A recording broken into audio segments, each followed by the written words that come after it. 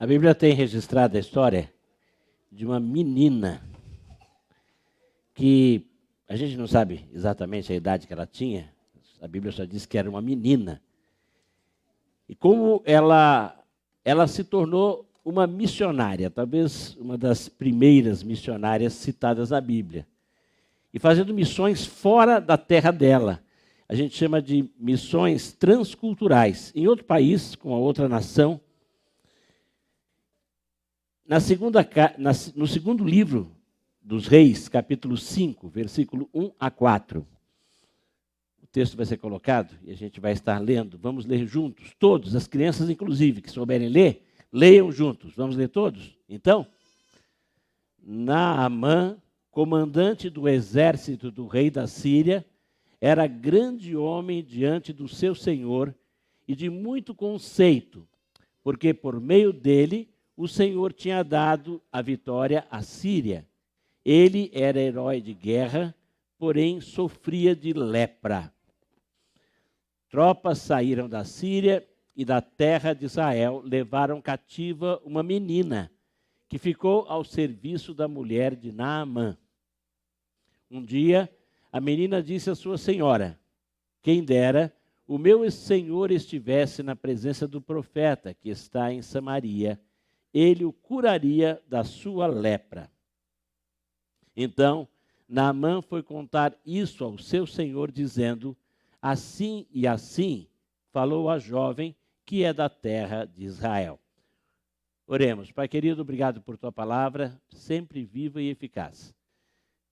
Estejas a abrir o nosso entendimento, mas acima de tudo os nossos corações, para ouvirmos e atendermos a tudo que tu queres nos ensinar nesta noite. Em nome de Jesus, amém. Naamã.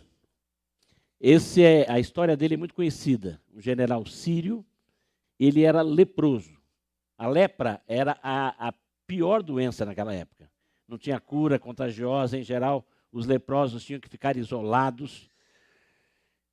Em Israel, principalmente, eles não tinham contato, eles tinham que sair fora da cidade. Em outros países, o tratamento era diferente. E este homem, por ser poderoso, por ser um grande comandante de tropas, talvez ele, inclusive, tenha contraído a lepra numa das suas campanhas. Era comum acontecer durante as guerras, haviam contágios ali. E ainda assim, ele ficava dentro da sua casa, mas provavelmente isolado, sofrendo. Várias doenças de pele eram chamadas de lepra. Não sabemos exatamente se era aquilo que hoje conhecemos como hanseníase, mas era algo terrível que impedia até o contato social das pessoas. Por ele ser rico, poderoso, ele era respeitado. As pessoas mais pobres sofriam, muitas eram até mortas, assassinadas, com medo de que contagiassem uma vila, cidade, às vezes uma tropa inteira quando era soldado. Esse homem, a história dele é conhecida, tudo que aconteceu com ele, a partir do versículo 5 até o versículo 19, se você quiser, em casa, você que está em casa pode depois ler, você aqui também pode ler mais tarde, nesse mesmo livro de 2 Reis, no capítulo 5, continue a história e você vai ver tudo o que aconteceu. Nós vamos dar uma pincelada só no que houve com ele. Agora, eu quero destacar a pessoa responsável pelo início de todo o processo que resultou na cura do leproso e conversão ao Deus de Israel do pagão Naamã. Ele era pagão, ele adorava ídolos. Uma menina, e o texto diz que ela foi levada cativa, quer dizer, ela foi escravizada. Isso acontecia nas guerras.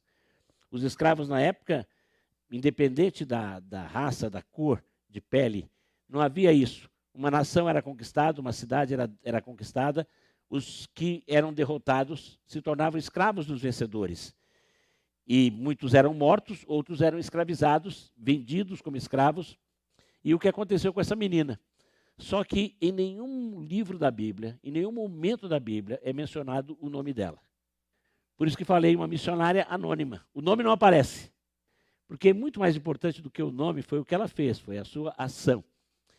Ela estava ali trabalhando como escrava, sendo humilhada, Mas ela tem algo interessante.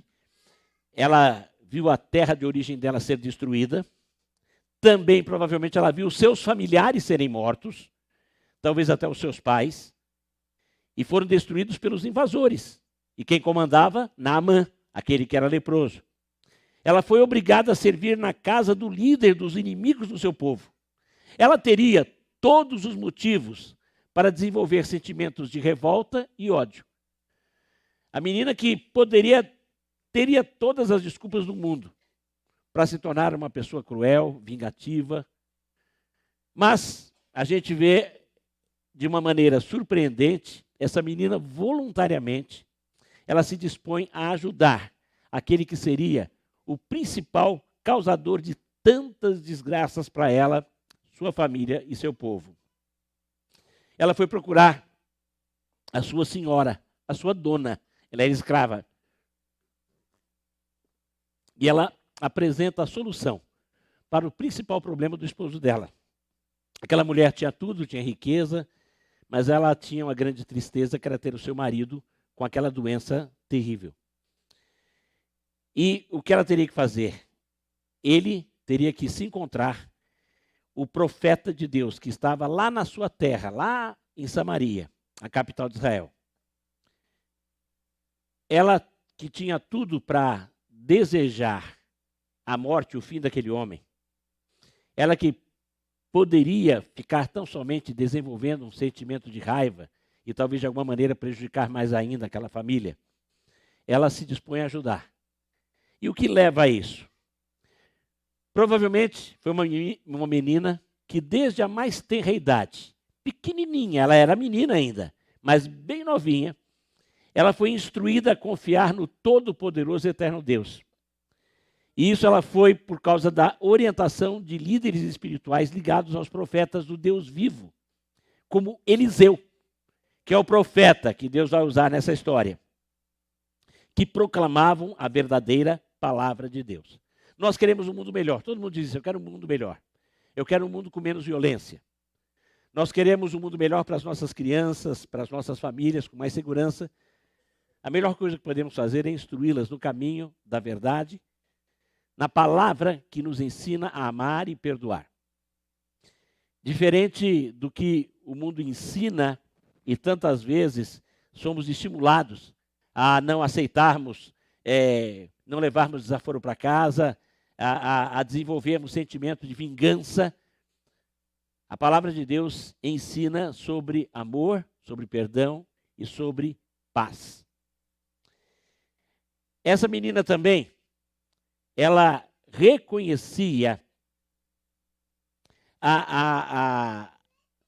ela leva aquele homem, ela conduz e orienta aquele homem, e ele vai atrás do profeta.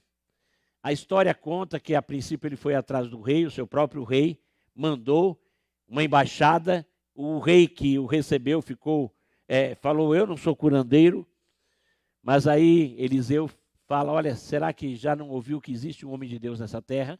E Eliseu, o profeta, encontra com ele, e foi aquilo que ela fez, levá-lo a aquele que tinha a palavra de Deus. O trabalho principal do missionário é apresentar a palavra de Deus. Nós vimos aqui a Fernanda falar que o trabalho dela, além de ensinar as crianças, é ensinar pessoas a ensinarem crianças. E compartilhar da palavra de Deus. E as nossas crianças pequenininhas podem fazer isso também. Interessante que, durante esta semana, nós vimos uma história que aconteceu de verdade. Muitos dos acontecimentos foram na época que eu nasci, há 65 anos atrás, de um missionário piloto que trabalhou lá nas selvas do Equador e ele esteve evangelizando, vamos ver se as crianças lembram. E ele tinha muito interesse num grupo indígena que não tinha contato com as pessoas. Qual era o nome do grupo? Aucas. Aucas. Vamos falar todo mundo junto? Os Aucas. E o que significa Auca? Selvagem sem roupa. Eles andavam sem roupa no meio das florestas. É isso aí. Eles andavam sem roupa, correndo para cima e para baixo, e eles eram terríveis, violentos.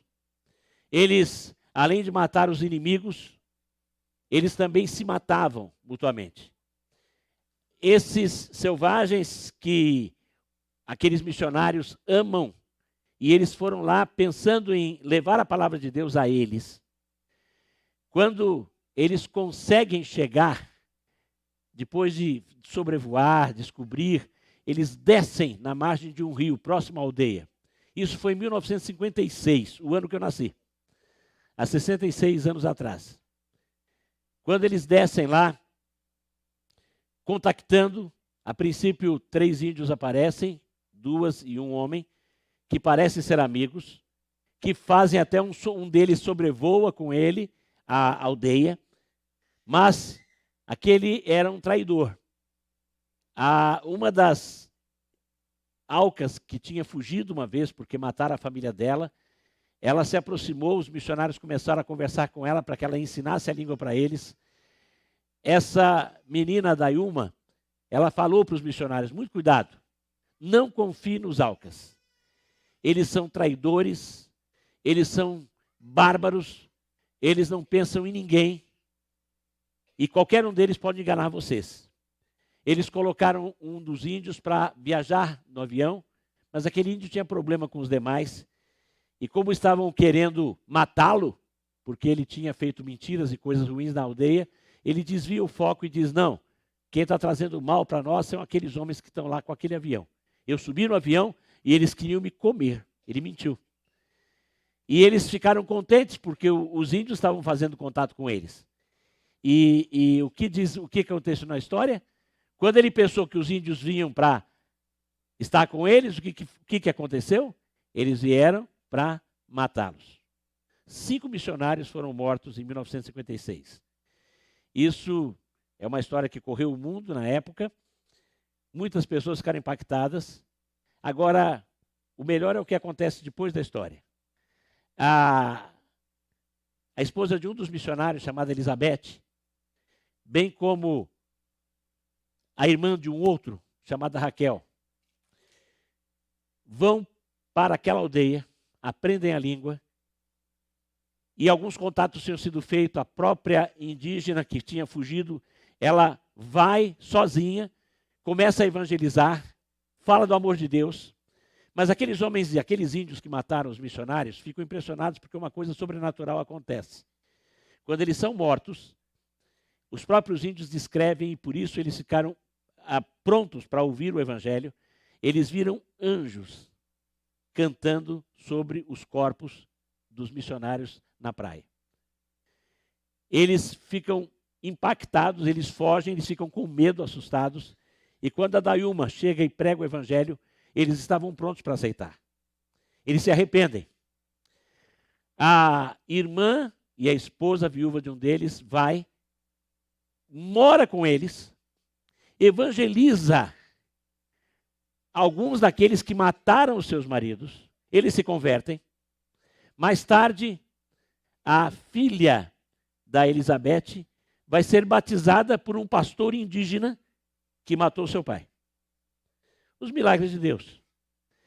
Porque eles, ao invés de reagirem com violência, houve até o interesse das autoridades do Equador em ir atrás dos criminosos, em fazer alguma coisa, mas as missões não permitiram, as organizações missionárias. E o filho, o Steve, filho do Nate, que era o piloto missionário, ele vai depois para aquela mesma aldeia e vai morar no meio daqueles indígenas, convive com alguns dos que mataram seu pai. E ele vai ajudar com um avião, porque eles constroem um campo de aviação para levar suprimentos para a aldeia, não havia outra maneira de contato. E também, ele acaba criando um pequeno tipo de avião e ele ensina alguns dos indígenas a pilotar para ajudar no resgate daqueles que estariam no meio da selva. Isso é muito do que acontece nessa história que nós vimos.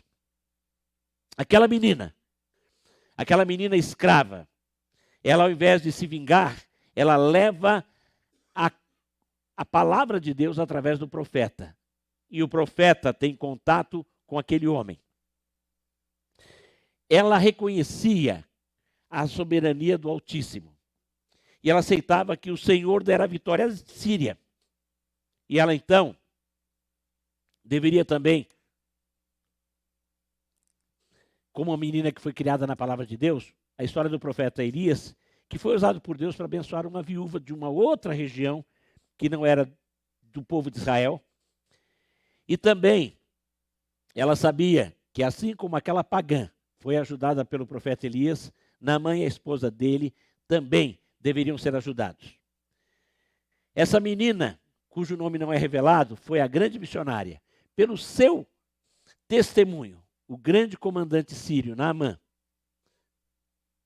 ele foi curado física e é curado espiritualmente.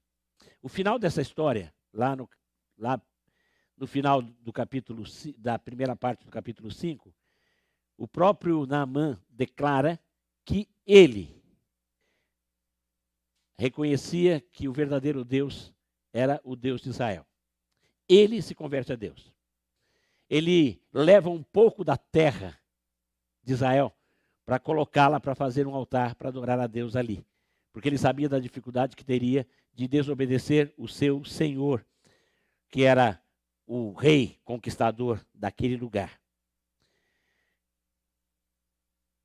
Menina missionária, que foi instruída na palavra de Deus e que levou a palavra de Deus aos seus inimigos.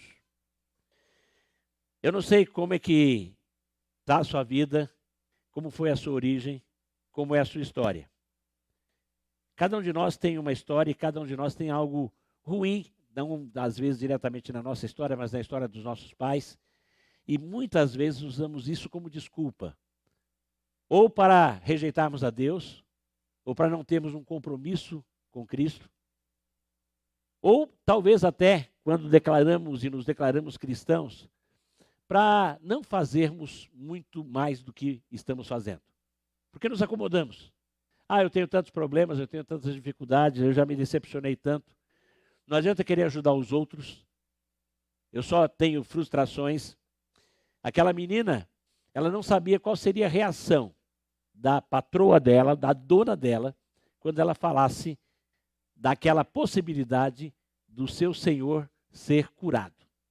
Aliás, inclusive, quando ele vai e ele recebe a ordem do profeta de mergulhar 7 vezes no Rio Jordão, ele acha que aquilo é uma humilhação. E quase ele volta para trás, Naamã, sem cura e provavelmente com muita raiva daquela menina. Ela se arriscou. E quando a gente vai fazer o bem, a gente se arrisca. Quando fazemos o bem, principalmente para uma pessoa que não nos trata tão bem, nós estamos nos arriscando a não sermos entendidos, a sermos mal interpretados e a recebermos coisas piores ainda. Mas Jesus Cristo, quando fez o bem, não olhou para quem. É assim o ditado, né? Fazer o bem sem olhar para quem. Jesus Cristo fez o bem por uma humanidade que o odiava e, em grande parte, o odeia até hoje. Até hoje, pessoas blasfemam contra Jesus e, ainda assim, ele estende a sua paciência, a sua misericórdia e continua apelando. Nós não temos que olhar. Também não devemos estar reclamando dos problemas que temos. Aquela menina tinha tudo para reclamar de Deus e para blasfemar do seu Deus. Por que o meu Deus deixou que a minha família fosse destruída? Por que o meu Deus permitiu que eu, que não tenho culpa nenhuma dos problemas do meu povo, viesse ser escrava nessa terra? Que futuro ela teria? Ela podia estar pensando assim. Mas ao invés dela reclamar, ao invés dela ficar blasfemando, ela se dispôs a fazer o bem e a levar a palavra de Deus àqueles que a tinham prejudicado. Qual tem sido a sua reação quando você é prejudicado? Qual tem sido a sua reação quando as pessoas em quem muitas vezes você confiava o abandonam? Qual a sua reação quando parece que Deus o abandonou? Quando coisas que não são boas estão acontecendo com você e você acha que não merece tanto mal assim. Reclama ou faz alguma coisa em prol do outro. A menina em nenhum momento reclamou, pelo contrário, ela agiu positivamente, proativamente para o bem. E assim eu e você somos desafiados também. Ela foi uma pequena missionária. E nós somos desafiados a sermos missionários aonde estamos. Ao invés de reclamarmos da vida, falemos do amor de Deus. Ao invés de estarmos alimentando ressentimento, vamos àquele que nos ofendeu, falar um pouco e melhorar a vida dele. Muitas vezes ele está nos atacando porque ele está precisando, mais do que nós até, de misericórdia, de compaixão e de graça. E eu e você somos desafiados a levarmos esta palavra. Mas primeiramente eu quero falar a você que está participando deste culto aqui ou em casa, que já tem ouvido falar do amor de Deus, de Cristo Jesus, do que Ele sofreu por mim e por você. Ele que teve a lança penetrando do seu lado, que derramou o seu sangue por mim e por você. Você já tem declarado a Ele a sua fé. Você tem reconhecido que você é pecador, que só Ele pode salvar você. Vamos fechar os nossos olhos e abaixar as nossas frontes. Enquanto o pessoal que está nos conduzindo nos cânticos vem à frente, eles vão estar vindo e daqui a pouco cantarão, nos levarão as canções novamente. Eu convido você que já tem Jesus, ore por alguém que não tem. E você que ainda não tem, se quiser, convide Jesus a entrar na sua vida agora dizendo assim: Senhor Deus, eu reconheço que sou pecador e me arrependo desta minha condição. Eu reconheço que Jesus Cristo veio ao mundo, o maior presente de amor, para viver uma vida santa, para fazer o bem, mas que foi injustamente morto. O seu corpo foi cravado na cruz, o seu sangue derramado. Eu creio, Deus, que Jesus Cristo fez isto para pagar o preço dos pecados das pessoas e dos meus pecados. Eu creio que Jesus Cristo ressuscitou e está vivo, e eu convido este Jesus agora a entrar na minha vida e viver nela para sempre.